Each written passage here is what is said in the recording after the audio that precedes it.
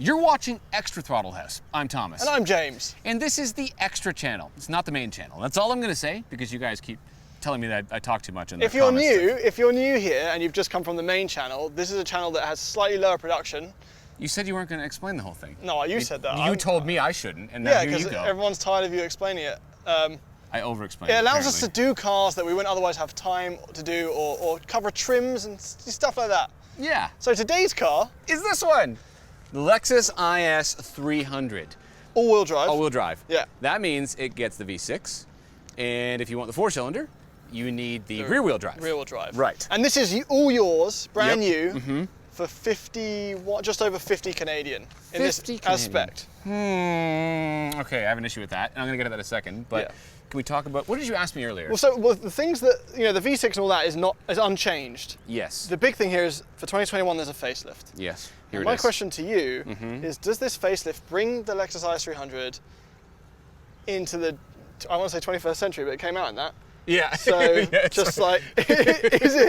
competes with the A4, 3 Series, I think that's a trick question anyway, because when it first came out, it already looked kind of futuristic and cool. Okay. Right, and so it still looks futuristic and cool. And I think somehow it's aged well. I mean, the older ones. Yes. Right? Yeah, It's because it's so different, and it's kind of really daring. I like it. I think it's cool. This is a fun color. Yeah, this color is great. The facelift, I feel like, is most aggressive on the rear. Where like that brake light, it feels like someone in Photoshop's just pinched it all. Yeah. But I like it. It's got angles for days. The wheels are a bit big. They're 19s, and that kind of compromises the ride. But we'll get to that in a second. The issue that I have is, how much does this cost again? Just over 50 Canadian.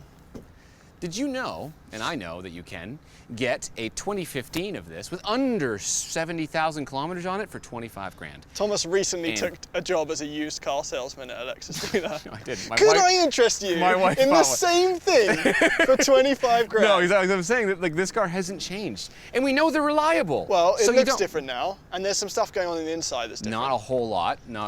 We'll talk about that in a second. But on the outside, I think, yes, this is better looking than a couple years ago, but fundamentally, it is the same car. So it begs the question, why would you buy the new one? All right, well, let me drive this. Okay. Let's see. All right, here we go. 260 horsepower, naturally aspirated V6. That's not a lot of horsepower. It's not a lot of horsepower, no. It doesn't do a lot of stuff when you put your foot down either. No, but if someone was to buy this car for the engine, it's because of its reliability. Oh, 100%. Right, not its sporting prowess. Not just this engine, literally the whole car. The whole point of buying one of these at this point, okay, they always say don't buy the first year of a new model. But when you're, 7 years in, it's totally fine to buy it because they've worked out the bugs. Also, can I say, I've been in your wife's car. Yep. There is another value of buying new. Yeah. Is that everything's new. There's a rundownness inside her car. Yes. Well, that's how she bought it, right? These leathers are soft. They're not worn. Her steering wheel is shiny. Yeah. Right. It's shiny. Like there's scratches on the screen and stuff like that. No, I'll give you that. And she hasn't got the thing that would sell me on this car instantly. Which is what? The Mark Levinson sound system. Yeah. I don't normally go on about sound. It's just unbelievable, isn't it? It's really fantastic. It's got amazing power. It blasts you from the front, everywhere, but not just. Why am I feeling like everything's like a euphemism or something at this point? Because it's been a while for you. COVID is lonely. Okay, so going around a corner, how's it feel? It feels a bit boaty. Feels like a car. A bit Lexus-y. But that's okay. I think this really succeeds as a Lexus, to be honest. It's never been, at any point in history, the IS has never been the sporty of the luxury sedan, sports sedan things, right? It prioritizes comfort and reliability over all other things.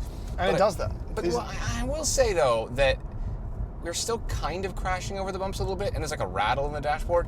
It's like a little bit jittery, but it's not an LS. It's not busy. There's no stiff sway bars, but there's still impacts. However, if you put a smaller sidewall tire on, it softens the ride. Yeah. These are big wheels. They're too big. You don't need this. These seats are comfortable. The driving position is good. We've got some upgrades going on in here. We've got this touchscreen now. Yeah, and all that matters is that you have Apple CarPlay now. Yes, because the infotainment still sucks ass. Yeah, that doesn't work with my accent. It sucks ass. Sucks ass. I'm trying to like assimilate. It absolutely doesn't work. I'll be a citizen soon. But yeah, like this, as long as it's Apple CarPlay, you get this stupid trackpad down here, which never works the way you want it to. There's no home button. No. Right? There's no like, there's a menu which brings up the bottom bit. It's dumb. But at least on this one, you have physical buttons for the heated seats, the heated steering wheel, and the cooled seats. Yeah, there's plenty of features going on in here. Yes. None of this is new though. The one that I have has all of these things. Oh, okay. Yeah, everything that you see actually, except for this trackpad. And the screen. Well, it has an older The screen. gauge cluster is still old. It's still the same. But if you go up to I believe it's the 350, that IS350, you get the cool, like, single circle digital gauge cluster. Is that the one that moves? I believe it moves. Yeah, don't quote me on that. Okay. But I mean, otherwise, the interior, as you say, is very comfortable and it's very usable. But you pointed something out, which is true. When you start poking things, you realize that this is nowhere above Mazda quality. No, it's similar. Right? By the way, guys, if I look like I'm moving my head like Michael Keaton, it's because I have a stiff neck. He's 60 years old and he has a stiff neck. I'm doing a Batman thing going on. This is not like the modern German versions. The steering is natural and heavy. It doesn't have that. It's not that heavy, but it's not. It doesn't have that accuracy. No, it doesn't have accuracy, but what it misses in accuracy, it makes up for in a little bit more analogness. It does, yeah. Right? That's what I mean. It feels older. Yeah. It feels older. It's my brother. It's your brother. Yeah. Okay.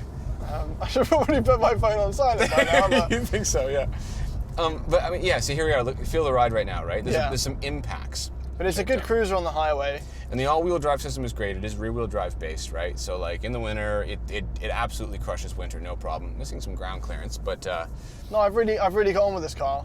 It definitely is lacking power. Like, you know, putting a foot down at 80, 90 kilometers an hour, it doesn't fly up. It's got some good oomph the way it's geared down low. There's a sport mode. Okay, so we're gonna put it in sport mode. Did it go in? Yeah, we're in. There's another one. Yeah, sorry, it just keeps happening. Stop. You're doing it now. Okay, sport. Is it in? Yeah, stop it. Okay, foot down. Sport mode is on. Yes. Okay. Yeah, it's pretty slow. Yeah, but there's paddle shifters. Go ahead. Okay. Manual mode, buddy. Off you go. Oh wow. Oh, I'm saying it's immediately denied. Just denied. Real slow. Shift, yeah. Real slow. It is not a sports car. Yeah, I don't care if you get the F Sport package, which I think right now is just aesthetic. It's just aesthetic.